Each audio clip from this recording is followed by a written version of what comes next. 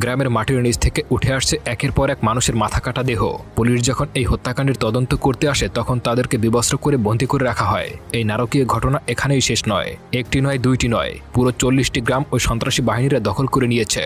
সেই সঙ্গে এই গ্রামটা বিদেশিদের কাছে বিক্রি করে দেওয়ার একটা পরিকল্পনা করা হয়েছে। কিন্তু কি রয়েছে ওই গ্রামে? আর এতগুলো মানুষ যারা মেরে ফেলল, পুলিশই বা তাদেরকে কি করছে? বলছিলাম সদ্য মুক্তিপ্রাপ্ত মুভি জাটের কথা। তো বন্ধুরা, আর বেশি কথা না বলে মনোযোগ সহকারে বসে পড়ুন। শুরু করছি আজকের ছায়া গল্প। মুভির শুরুতেই দেখা যায় 2019 সালের একটি দৃশ্য, যেখানে শ্রীলঙ্কায় কিছু মানুষদেরকে নিয়ে আসা হয়েছে খোরাখুরি করার জন্য। শ্রীলঙ্কা সেনাবাহিনী খোঁজ পেয়েছে এখানে একটা গুপ্তধন রয়েছে। এখানে দেখানো হয় এই সিনেমার প্রধান ভিলেন রণবীরকে। এখানে তার সঙ্গে তার ছোট ভাই এবং দুইজন সহযোগী রয়েছে। তারা অনেক খোরাখুরির পর ওই গুপ্তধন পেয়ে যায়। রণবীর তখন বলে, এই গুপ্তধন যদি আমরা ওদেরকে দিয়ে দিই তাহলে আমাদেরকে সারা জীবন দিনমজুরি থাকতে হবে। এজন্য রণবীর এবং তার ভাই মিলে সেখানে সেনাবাহিনীর বিরুদ্ধে যুদ্ধ ঘোষণা করে দেয়। সেনাবাহিনীকে মেরে তাদের অস্ত্র নিয়ে তাদেরকে মারতে শুরু করে। আর সেই খাজানা নিয়ে নদী পার হয়ে ইন্ডিয়াতে চলে আসে। ইন্ডিয়ার অন্ধ্রপ্রদেশে পৌঁছানোর পর প্রথমে তারা সোনার বক্সগুলো লুকিয়ে রাখে। এরপর সেখানকার স্থানীয় পুলিশরা তাদেরকে ধরে নেয়। এরপর থানায় নিয়ে জিজ্ঞাসাবাদ করার পর তারা জানতে পারে তারা শ্রীলঙ্কান। রণবীর তখন বুঝতে পারে এই পুলিশদেরকে টাকা দিয়ে কেনা যাবে।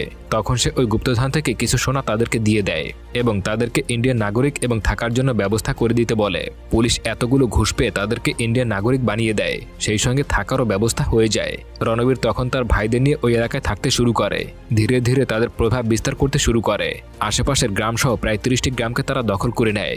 রণবীরের বিরুদ্ধে যারাই দাঁড়াতো তাদেরকেই হত্যা করে ফেলত। তাই নির্মম অত্যাচারের জন্য সবাই তাদেরকে ভয় পেত। ধীরে ধীরে এই গ্রামে তাদের রাজত্ব কায়েম করতে শুরু করে। ইয়াং ছেলেপেলেদের যাদের টাকার প্রয়োজন ছিল তাদেরকে টাকা, যাদের মাদক প্রয়োজন ছিল তাদেরকে মাদক দেয়, আর সবাইকে একটি করে বাইক উপহার দেয় তার দলে যোগ দেওয়ার জন্য। এরপর 15 বছর পরের দৃশ্য দেখানো হয়। দিল্লির রাষ্ট্রভবনকে দেখানো হয়। প্রধানমন্ত্রীর কাছে একটা পার্সেল এসেছে।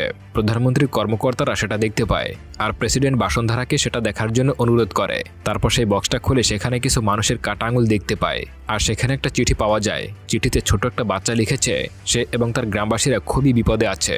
সে স্কুলের বইতে পড়েছে যে সবচাইতে ক্ষমতাধর হচ্ছে প্রেসিডেন্ট, সে চাইলে যে কোনো কিছু করতে পারে। তাই সে তাকে চিঠি লিখেছে। সে প্রেসিডেন্টকে বলে তাড়াতাড়ি যেন সে তাদের গ্রামে চলে আসে, কারণ গ্রামবাসীরা এবং তারা খুবই বিপদে আছে। বিপদ কতটা ভয়ঙ্কর সেটা বোঝার জন্য গ্রামের লোকজন সেখানে তাদের আঙ্গুল কেটে দিয়েছে। এরপরেও যদি প্রেসিডেন্ট তাদেরকে সাহায্য না করে তাহলে তারা নিজেদের মাথা কেটে তার কাছে পাঠিয়ে দেবে। প্রেসিডেন্ট এই চিঠি পড়ার পর বুঝতে পারে তাদের বিপদ কতটা ভয়ানক। এটাও বুঝতে পারে সেখানকার স্থানীয় পুলিশরা এবং ওই এলাকার রাজনীতিবিদরা তাদেরকে হেল্প করছে না, যে কারণে সরাসরি প্রেসিডেন্টের কাছে চিঠি লিখতে বাধ্য হয়েছে।